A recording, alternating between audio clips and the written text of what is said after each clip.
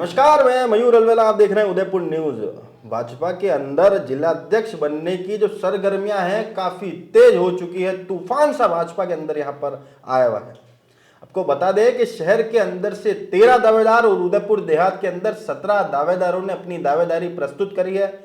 अब कौन होगा नया जिलाध्यक्ष, इसकी घोषणा भी बुधवार के दिन राजेंद्र राठौड़ यहां पर आकर करेंगे। बहरहाल आपको बता दें कि आज एक विशेष खबर हम भाजपा प्रेमियों के लिए यहाँ पर चला रहे हैं, भाजपा समर्थकों के लिए यहाँ पर चला रहे हैं, जिसका शीर्षक भी ऐसा है कि आपका भी मन आज गदगद हो जाएगा। उदयपुर शहर अध्यक्ष पद के लिए सामने आए नाम 13। कार्यकर्ताओं में कोलाहल, क्या अध्यक्ष होगा मेरा? जी हाँ, हम अक्सर अपनी बातों में कहते हैं कि मेरा भाई है, अपना भाई है, ध्यान रखना इसका। तो क्या अपना भाई अब जिला अध्यक्ष बनेगा? ये देखना काफी दिलचस्प यहाँ पर रहेगा। आपको बता दें कि 13 नाम जो हैं वो क्रमशः इस तरह हैं कि अतुल जी चंडालिया, खूबीलाल जी पालीवाल, करण सिंह जी शक्तावत, जगदीश जी शर्मा, किरण जी जैन, योगेश जी कुमावत, गजपाल सिंह जी राठौर, सिद्धार्थ जी शर्मा, नानालाल जी बया, तकत सिंह जी शक्तावत, राम कृपा जी शर्मा, महेंद्र सिंह शेखावत जी, साथ में अलका जी मुंदड़ा। इसमें से 2 नाम ऐसे हैं जिन्होंने उदयपुर शहर के साथ साथ उदयपुर देहात में भी अपनी दावेदारी प्रस्तुत करी है, राम कृपा जी शर्मा ने और तकत सिंह जी शक्तावत ने। और एक नाम तो ऐसा आया है जिसकी वजह से इस पूरे समीकरण में कई बदलाव यहां देखने को मिले। वो था आखिरी नाम अलका जी मुंदड़ा का। अलका जी मुंदड़ा का नाम इतना प्रभावशाली नाम माना जा रहा है कि लगभग कई कार्यकर्ता तो लगभग उन्हें अध्यक्ष मान ही चुके हैं। अब माने भी क्यों ना, क्योंकि प्रदेश के कई बड़े नेता, राष्ट्रीय स्तर के कई बड़े नेता उनके लिए दबाव जो बना रहे हैं। आपको 1 बजे तक की स्थिति से वाकिफ करा दें तो 1 बजे तक तो अलका जी का फार्म भी कार्यालय में जमा नहीं हुआ था। जैसा कि हमें जो इनके चुनाव पर्यवेक्षक आए हुए थे विरमदेव सिंह जी ने अपने बयान में भी हमें कहा कि 1 बजे तक अलका जी का फार्म नहीं आया है और चेक करके बता दूंगा। क्या 1 बजे बाद भी फार्म लिए गए? अलका जी के फार्म का किस्सा तो इतना तगड़ा रहा कि आज पूरे दिन कार्यकर्ताओं के बीच में ये एक मुद्दा सा बना रहा, क्योंकि अलका जी ने जो फार्म भरा वो अल सुबह 7:30-8 बजे करीब उन्होंने फार्म यहाँ पर भर दिया था। अब ये सबसे बड़ा सवाल कि जब पार्टी ने 11 से 1 का समय मुकम्मल करा था तो अलका जी ने सुबह 7:30 बजे फार्म भरा, तो भरा कैसे? जब इस सवाल पर हमने विरमदेव सिंह जी से बात करी तो उनका कहना था कि अलका जी भी एक जगह की चुनाव अधिकारी हैं, उनके पास हो सकता है फार्म पहले से हो, इसलिए उन्होंने भर दिया होगा। अब भाई साहब, ये तो वैसी बात होगी कि एक मार साहब जो किसी स्कूल में नौकरी करते हैं, अध्यापक हैं स्कूल में, उनका बच्चा भी उसी स्कूल में पढ़ता है। अब मार साहब घर पर पेपर बना रहे थे, पेपर तो घर पर ही पड़ा था, बच्चे ने एक रात पहले ही एग्जाम लिख दिया, अगले दिन जमा तो करा ही देंगे ना। तो ये तो बिल्कुल दादागिरी जैसी स्थिति इन्होंने यहां पर बना दी है। बहरहाल ये सोचने वाला और बहुत ही गंभीर विषय कि किस तरह से एक व्यक्ति को यहां पर छूट दी जा रही है। और जब अगर अलका जी को अध्यक्ष बनाना ही है, ऊपर से इतना दबाव है, तो फिर सब ये औपचारिकता यहां पर क्यों हो रही है? इसे बंद किया जाए। इन्होंने इसको बिल्कुल एक पर्व के रूप में यहां पर बनाया है कि भाई संगठन पर्व का नाम इस पूरी चुनावी प्रक्रिया को इन लोगों ने दिया। अब ये कैसी पर्व है, कैसी प्रक्रिया है, इस पर काफी सवालिया निशान यहां पर खड़े हो रहे हैं। हमने कई मर्तबा देखा कि जब 2 बड़े लोग आपस में लड़ते हैं तो उसका प्रभाव कुछ इस तरह का होता है, वैसा ही प्रभाव हमें उदयपुर शहर की भाजपा की राजनीति में देखने को यहाँ पर मिल रहा है। एक तरफ जो प्रदेश जो भाजपा है, प्रदेश संगठन है, वो बिल्कुल आमदा है कि गुलाब जी के दखल को अब उदयपुर शहर से खत्म करना है, इसलिए अलका जी के नाम पर आम सहमति बनाने की बात कही जा रही है। वहीं दूसरी ओर उदयपुर शहर अभी भी गुलाब जी के भरोसे यहां पर चल रहा है। गुलाब जी की दखल काफी उदयपुर शहर की राजनीति में है, ये सभी भली भांति जानते भी हैं और ये भी मानते हैं। कई लोगों का तो अभी तक भी ये मानना है कि गुलाब जी की सहमति के बगैर नया जिला अध्यक्ष नहीं बन सकता। अब जब 2 शक्तियां आपस में टकरा रही है तो उसका भुगतान उदयपुर शहर को जरूर यहां पर करना पड़ेगा और कहीं ना कहीं ये पार्टी के अंदर एक बड़े बिखराव की ओर संकेत दे रहा है।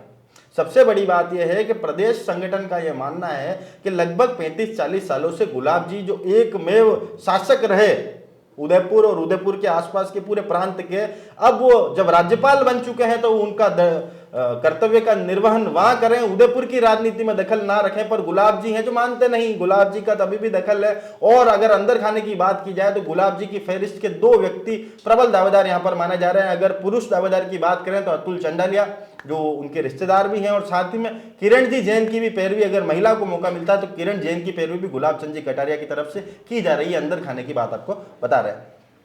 प्रदेश सरकार, प्रदेश जो है वो चाहता है, प्रदेश संगठन ये चाहता है कि गुलाब जी का दखल खत्म हो, इसलिए अलका जी के रूप में एक विकल्प उन्होंने उदयपुर शहर को दिया है। अब कल इससे जब पर्दा उठेगा, अगर गुलाब जी की पसंदीदा कोई व्यक्ति जिलाध्यक्ष बनता है तो बहरहाल ये बिल्कुल माना जाए कि गुलाब जी ने अभी भी उनकी राजनीतिक रूप से दखल उदयपुर शहर की राजनीति में है। और अगर इसके विपरीत परिणाम आते हैं, अलका जी या कोई और चेहरा जो गुलाब जी को ना पसंद हो वो अगर जिलाध्यक्ष यहां पर बनता है, तो नए संकेत, एक बड़े बदलाव की ओर उदयपुर शहर जाएगा। बहरहाल इसका एक कारण यह भी हो सकता है जिसकी वजह से पार्टी में काफी फूट यहां पर पड़ सकती है। यह भी बहुत बड़ा अंदेशा यहां पर जताया जा रहा है कि पार्टी में फूट भी पड़ सकती है इसके बाद। पर जो भी हो, पार्टी उसके लिए बिल्कुल तैयार है। वीरम देव जी का पूरा बयान भी आपको इस खबर के बाद जरूर सुनाएंगे कि उन्होंने क्या कुछ कहा।